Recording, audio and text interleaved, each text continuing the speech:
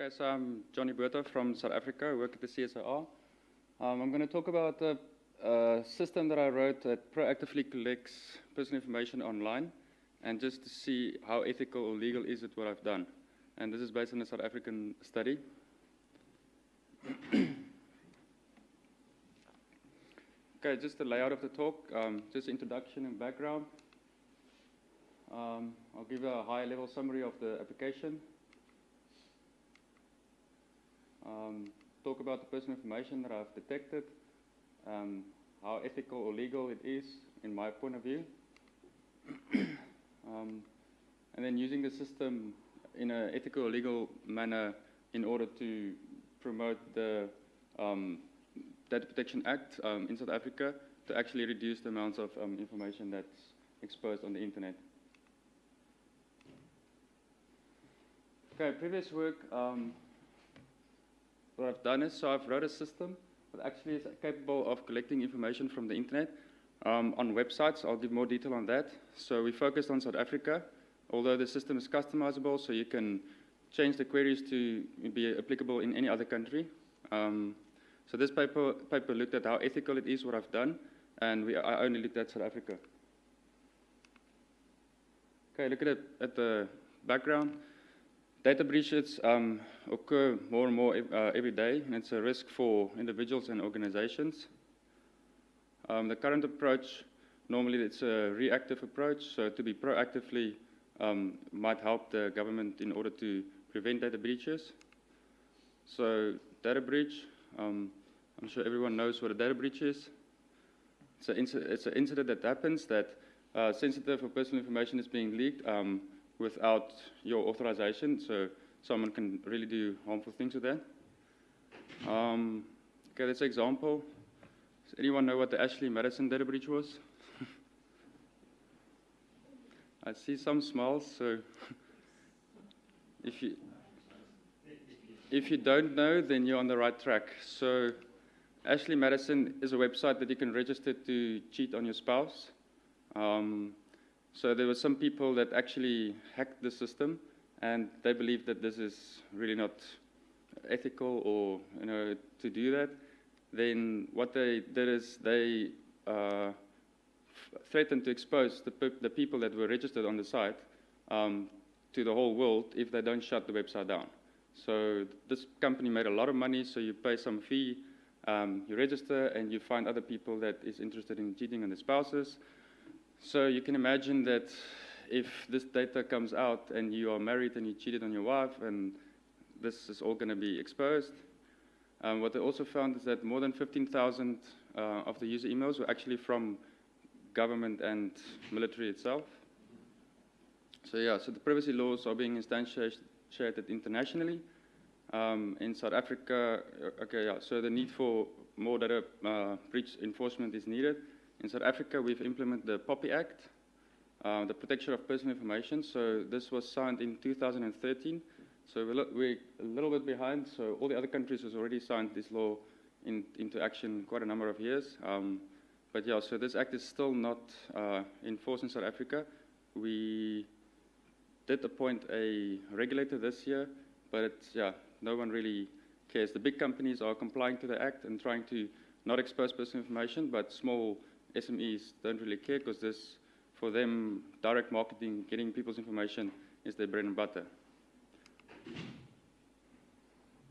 Okay, so background on the application that I've written. It's a custom application proactively detecting PII. PII is personal identifiable information. Only the Americans talk about PII. I think everyone else just say PI, personal information. So the system is called Cyber Protect. Okay, PII is information that can be used on its own or with other information to locate a single person or individual. And cyber criminals, if they are in possession of this information, they can exploit it in numerous ways, such as the worst one is identity theft, spamming for financial gain, so email spam, SMS spam, phishing attacks, so the more personal information they have on a person, the better in the position they are to craft their phishing attacks and their campaigns. Trade personal information, so this is actually a big business out there.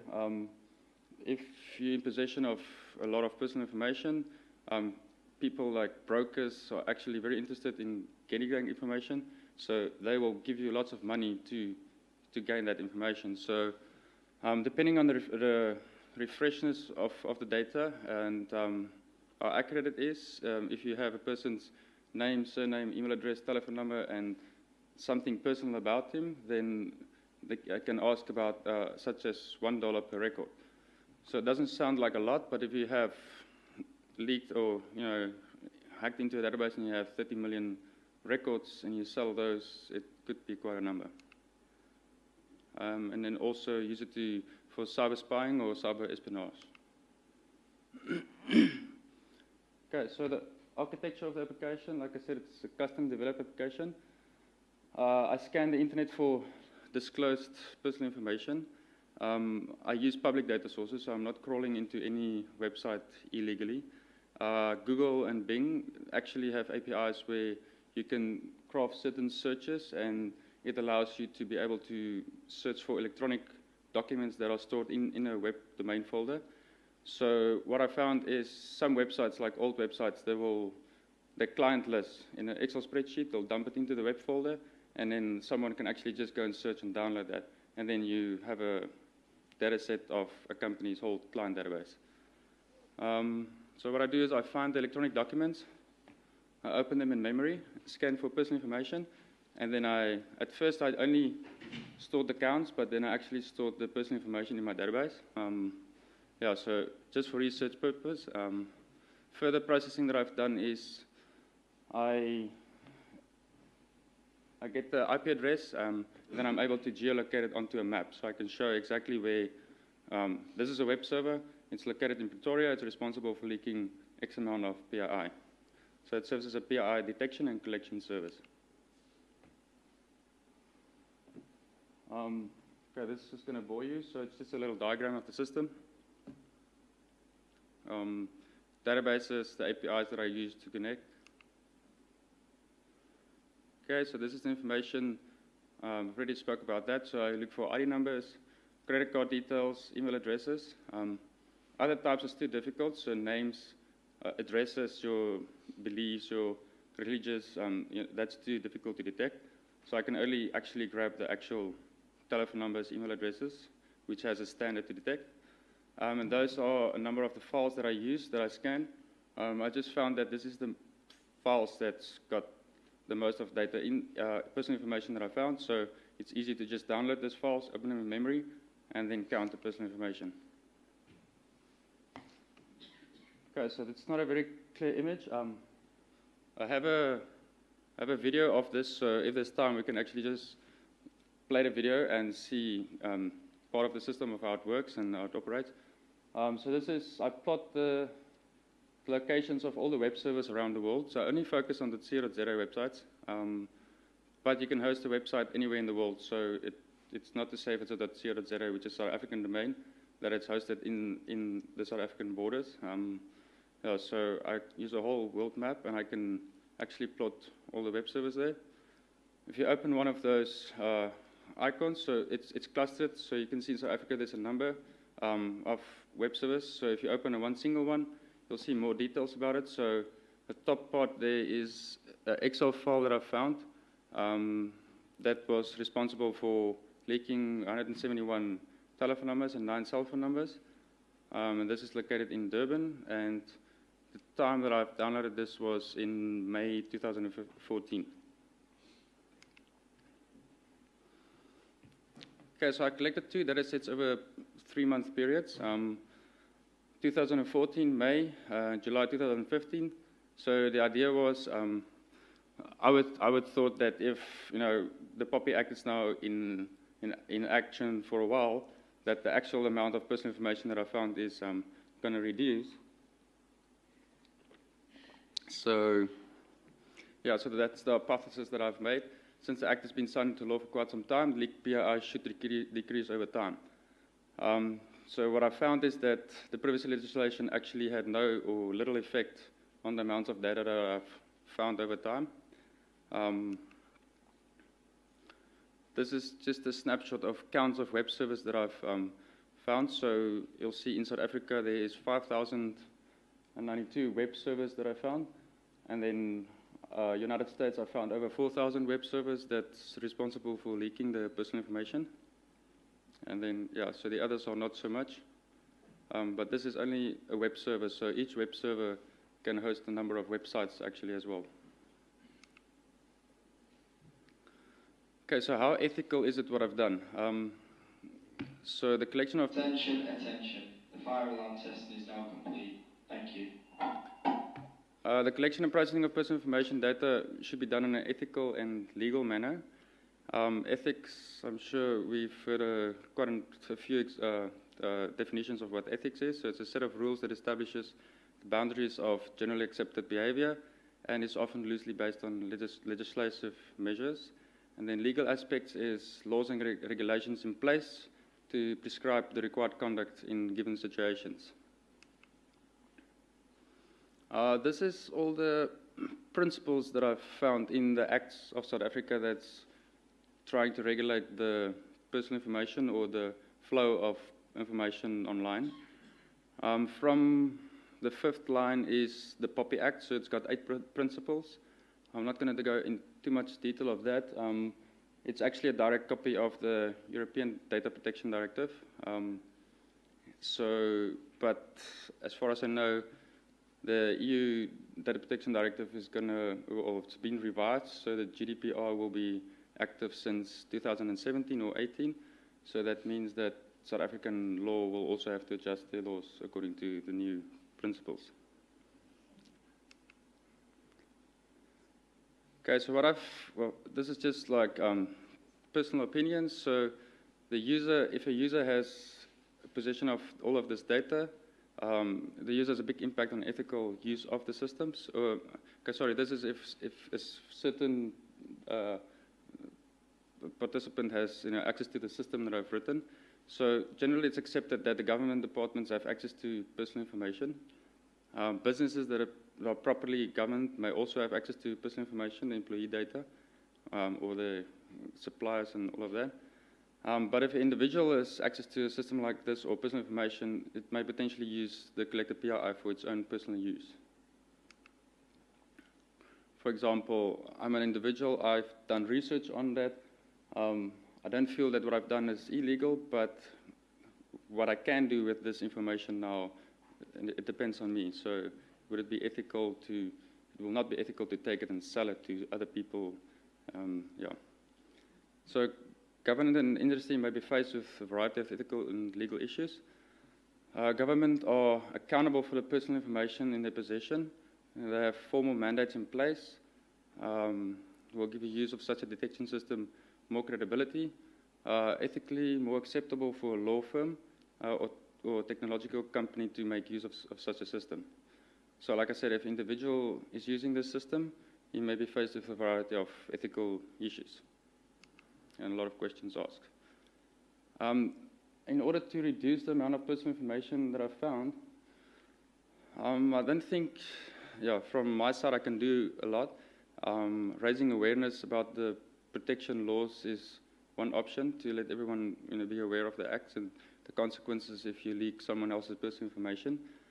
Up on this point in South Africa, nothing will happen to you. If this act is in place, there will be hectic or hefty fines. You can actually go to jail if you leak the wrong information. You can communicate to the affected parties. You can communicate to the people hosting the website. You can communicate to the website owner.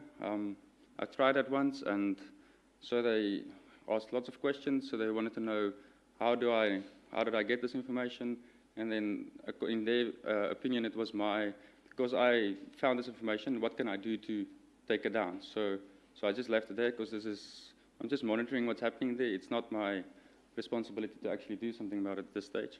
You can inform the regulators so that talk to law firms. So it's their responsibility to actually take this further. Okay, so this is just open for discussions. In summary, what I've done is I've examined the amount of PII publicly available by the time our legislation in South Africa has been introduced. So I used a custom tool. The tool is actually called Cyber Protect. It has two parts, but the one part is the private information detections. So the expectation was that South Africa privacy legislation would lead to a reduction in amounts of PII being disclosed. So the outcome was that only a slight improvement amount of PII disclosed was still substantial. So the possible reason for a slow reduction is that leaked information that the Act has been promulgated. The South African privacy regulator is not yet appointed. It is now appointed in May this year. They've appointed the regulator, so maybe the amount of information will reduce. So I am thinking of taking another snapshot, so we'll see. And also no formal charges was presented in court of law against any individual or company responsible for leaking this type of information. The way forward, like I said, the POPI Act is in line with similar international acts, the European Union Data Protection Directive. I'm busy writing another paper where I compare our act with all the African countries that has data protection laws in place. So I thought that South Africa was one of the first ones, but we're actually the 14th country instantiated such law. So it could be beneficial to look at legal and ethical implications that are involved from other countries' perspective by the time that they comply to the Act. Okay, so in conclusion, so this paper investigated the legal and ethical issues involved when using the system to proactively collect personal information being disclosed, only online. So by using the system in an ethical and legal manner, I think it might be possible to reduce the amounts of PII disclosed on websites. So, any questions? There are no questions. Are there any questions? Yes, sir. We have no microphone person.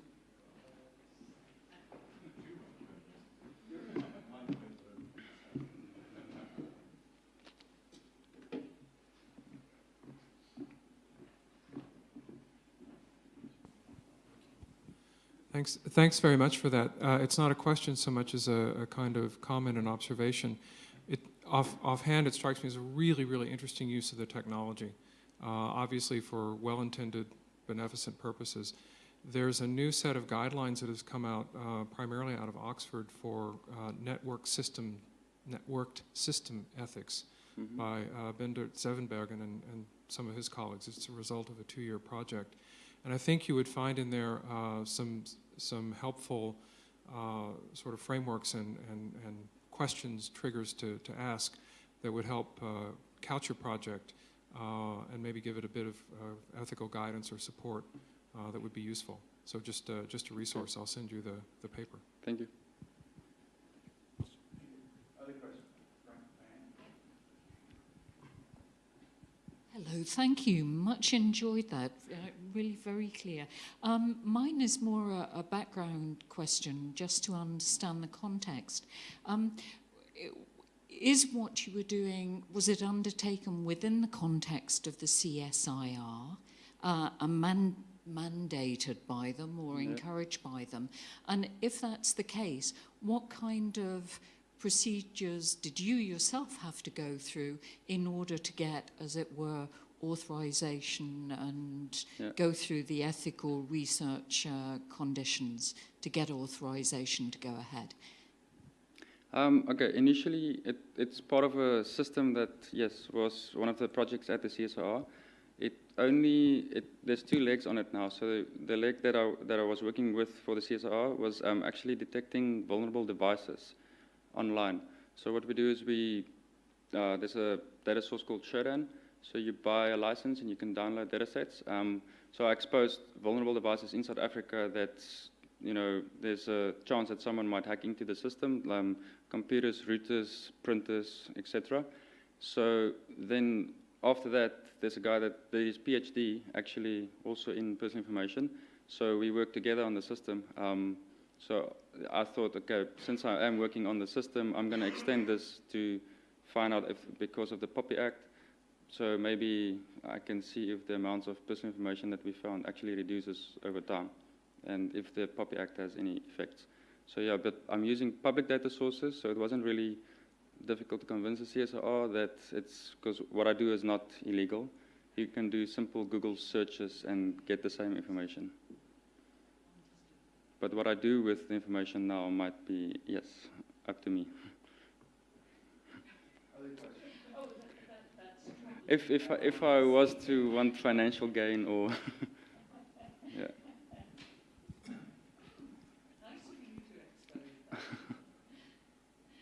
May I go on? It's very interesting. Thank you. I have one question about your technical solutions. I suppose there could be some people who feel the collection of PII by the system you propose to detect the threat on the cyberspace itself could be a threat. You mean? I mean that some people don't like to be collected the data or personal data, personal identifiable information from the cyberspace itself. May I ask you your view about such concern by possible concern by the people? Yeah, I think, like I said before, I did try to contact some of the people whose personal information that I found, and yes, it is a concern. They're very alert of where did you get this and why did you do it. Yeah, so I just had to explain myself that because of the POPI Act, I just want to try and help the regulator to, actually just make people aware that websites are responsible for leaking information. So that's the main reason for the research, actually, just to put it out there that we have a problem and we need to do something about it and work with law firms to actually get the information down. How receptive were they to you need to do something? They wanted me to do something about it, so I just told them it's got nothing to do with me. Yeah, I actually found my own information I used to do mountain biking, so I found my own details in a spreadsheet in a mountain bike race. So immediately, if you have such a list of data, you know that you have got maybe 100,000 records of people are interested in mountain biking. So you can craft your fishing or spearfishing campaign and send out emails and like some special on a bike, and the chances that someone will click on it is quite high. I have a puzzle. In the United States, we've had some difficulty with Apple computing and the U.S. government asking them for information. My question is, now that you have gathered this information, you've said a few times that what you have done is not illegal, at least in terms of copy. And we tend to think that in some cases legal and ethical overlap, in other cases ethical is totally separate. What do you do when your government asks you for you to provide them with all the information you have found out about political candidates in the United States? I would actually, I don't know, I will just say that's not my problem, so yeah, it's nothing to do with... So you're going to provide them the information or not provide them the information? I don't have that information now because I only focus on South Africa, but yeah, if they buy the system and they want to use it for that purpose, then it's up to them. It would be capable of doing that, yeah.